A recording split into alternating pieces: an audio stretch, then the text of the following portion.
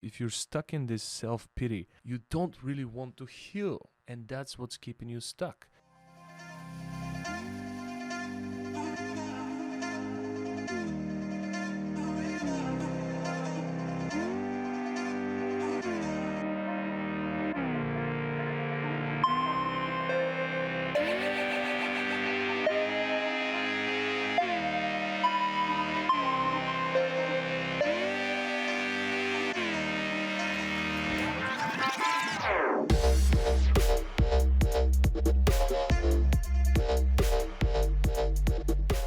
Good morning, champ. Velkotuhchiev here, the professional problem solver, coming to you live for another episode of Wakenmake. Today, I'm going to share with you one of the biggest mistakes I've made and one of the biggest regrets I have. Look, for many years into my journey of self-development, when I hear something exciting, when I learn something new, I used to go somewhere and find somebody and share this advice with them and try to fix them before I have fixed myself. Have you made that mistake? Now I live by a different principle, and it's called LIT. Learn, implement, teach. So before I go out there and give somebody advice, I make sure that I lead by example. One of the biggest mistakes you could make is to go to somebody and give them uninvited advice. Hippocrates said, before you heal someone, ask him if he wants to give up the things that made him sick. Let's unfold.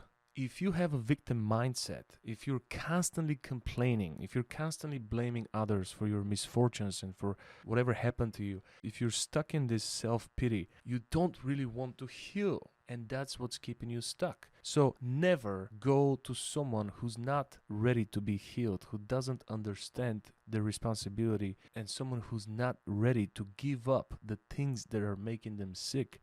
This is a waste of time. It's a waste of energy. You could inspire them, you could give them advice if they ask for it, but don't go there uninvited trying to fix their life, especially if the same thing applies to you. I've made that mistake to try to heal others, but first of all, I'm not perfect. If I don't apply the same thing I'm suggesting in my personal life, then I'm being a hypocrite. And that's not a good way to teach people, because you can't impact somebody with hypocrisy.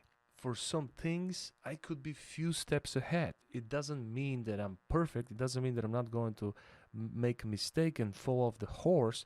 But in some cases, if I lead by example, then I would qualify to give that advice only if it's necessary and if people ask for it. Everyone walks his own walk. Everyone carries his own cross. We must do the push-ups. Nobody's going to do the work for us. This is where self-esteem comes from. See, if you do the work, then you show to yourself that you are trustworthy, that you are disciplined, that you will show up. And that's why you trust yourself. That's what believing in yourself means. So everyone is responsible for their own choices, and everyone is responsible for the way they manage their time and energy. We're also responsible to choose the people of influence in our life. There are usually 3 people who influence our decisions. The first person is the person who is the closest in proximity, right? The second person is the person who is our authority, the person that we depend on in one way or another. And the third person is the person that we're inspired by. So a lot of times those influencers are going to lead us to a certain direction in life. If we move strong with faith and we empower God, then He blesses us.